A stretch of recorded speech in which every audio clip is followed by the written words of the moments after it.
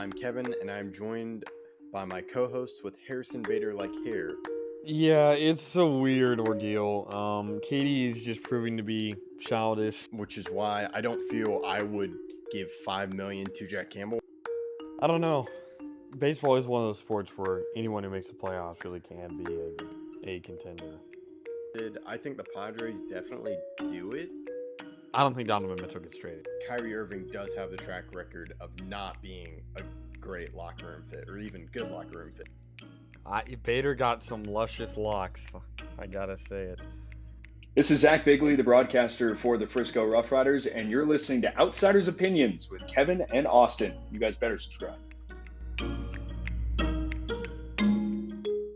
What's up, y'all? Welcome to our MLB Opinions of the Week. We're going to be talking about the show again. We talked about it earlier a few videos ago that were posted. Let us know what you think about that video, and let us know what you think here. We were just talking about the gaming more of itself, just the programs and all that. But now we're going to be talking about how we build a team versus in real life versus in the game in the show.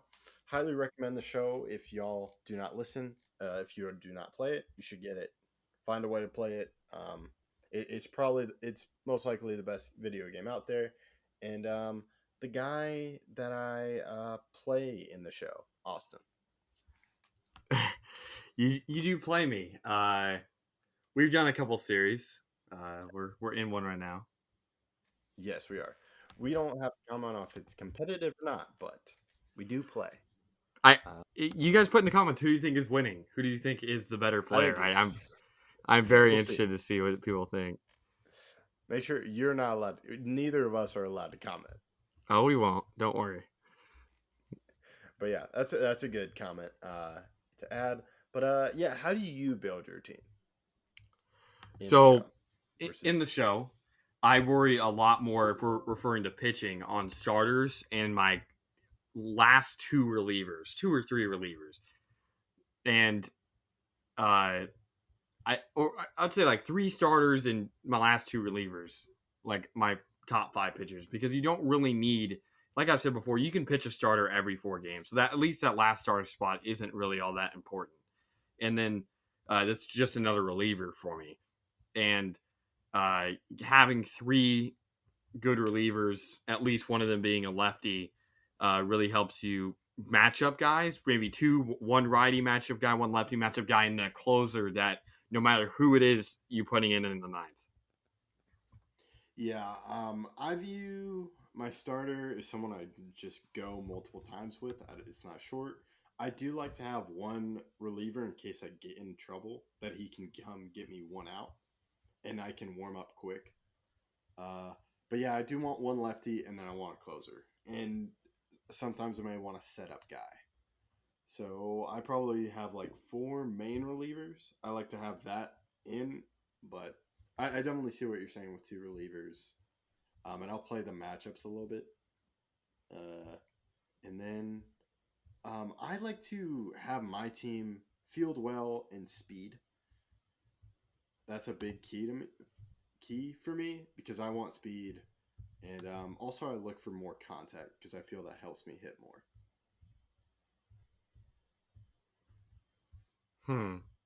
Interesting. So you don't care about power at all, or just power small? I care about power. It's just I like to make sure they have good contact. But I do have some contact. I've used some more contact players, and I've struggled with that when it just says contact. But if it says power, I tend to struggle with that player, just because I think the zone is or the PCI is too small, and I struggle with getting right on it.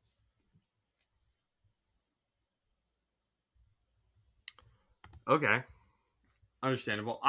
Speed matters, but it's mainly defense for me.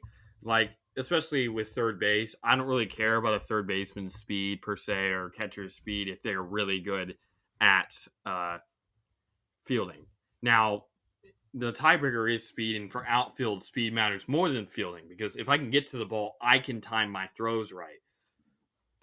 So, speed is very important, I would say, for shortstop and in the outfield. And then defense, second base, first base, third base, and catcher. Defense is much more important. And then for hitting, I want a balance, and I think clutch is something I look at now because clutch Yeah. takes part of your contact whenever there's men on base, in scoring position, I should say, or in later innings. Like I think it's the 8th and 9th. But having that would allow you to, like, if I have a guy that's only 80 contact but has 120 clutch, that gives him 120 contact. No matter if it's a righty or a lefty, even if he's not a switch hitter, in those important moments. So I think clutch is definitely a stat I look at now to build my team.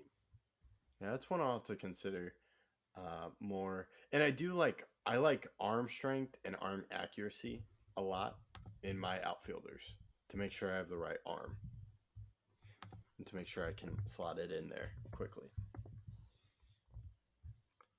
Yeah, that's understandable. But now to go into real life, the thing that I don't consider in the show and I would consider in real life is chemistry. Just how do people get along with each other in real life? Because I think that does play a part in it. And then I would worry more about the next year and just how the age of my players. And I would care about speed there too. And I just want different types of hitters. Like I would want a main power guy. I would want a guy that can always get a hit. Just a mixture of teams, mostly, or a mixture of attributes. Yeah, and I feel like the eye test matters in real life sports versus it doesn't really matter if a guy looks clunky, if he has 99 speed, if he doesn't look like he runs that fast, but actually does, it doesn't matter.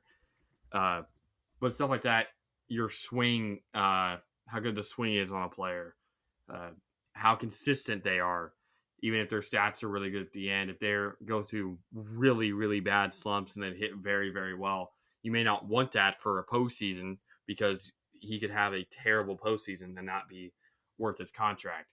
And then, like you said, chemistry between players is definitely important. If I have a star player or even not a star player and they think someone is a locker room cancer, you have to move off of that person because it really can stunt your team's growth because they're all fighting for one another. But if they're fighting with each other and not for, it can really cause some problems. Yeah. That's, I think, the biggest difference.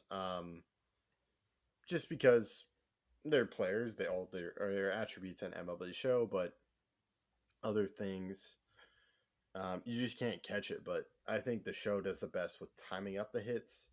And I would also consider just the future of what do my prospects look like and just that. And you would probably need more depth in case someone gets injured because there aren't injuries in MLB the Show. Yeah.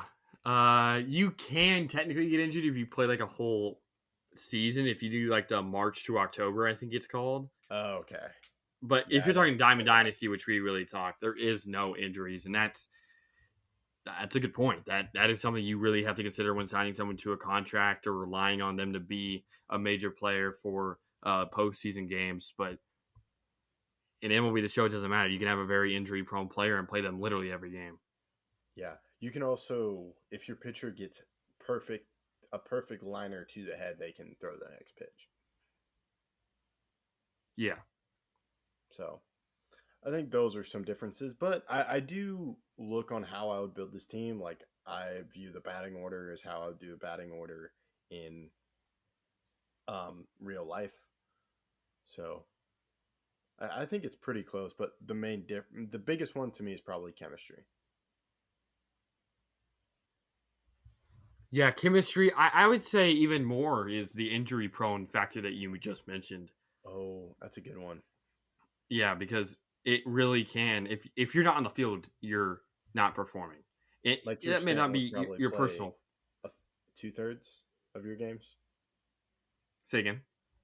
Your Stanton will probably play 2/3 of your games. Yeah, I mean, he still hits bombs, so I'd still have him probably, but that would factor in, especially for a guy like I would never want a DeGrom because yeah, that's true. Playing him is not something you're going to get to do all that often. Yeah, and that's Yeah, a lot of the guys that throw 100 would probably not be there. So, yeah, I think that was a good thing you mentioned with injury prone. That's a key thing that I forgot about. Just how healthy is this person? Yeah. So, is there anything else you'd like to add?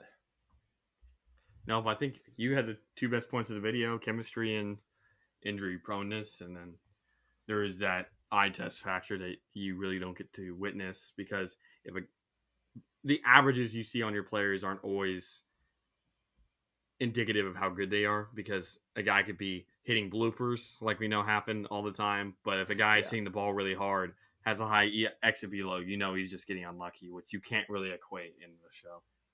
Yeah, that's a very good point. And let us know what you think. Let us know who you think's the better player or who's winning the most. That's all we got. Thank you for listening to Outsiders Opinions.